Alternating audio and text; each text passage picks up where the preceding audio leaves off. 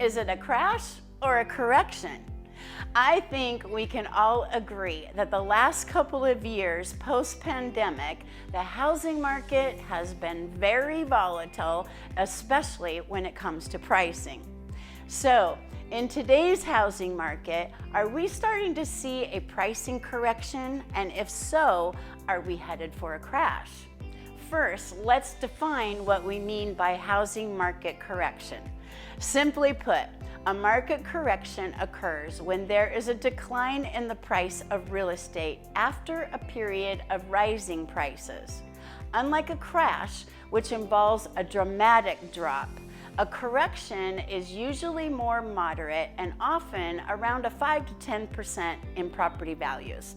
But with today's headlines about home prices, it's tough to know what exactly is going on, especially if you are a buyer or a seller. So it's best to see what the experts are saying. Most experts today are saying the housing market is heading for a correction and not a crash. They are forecasting a moderation in home price growth over the next 5 years and not a rapid increase. This is great news for buyers who felt priced out of the market, and also for sellers to know they still have a price appreciation.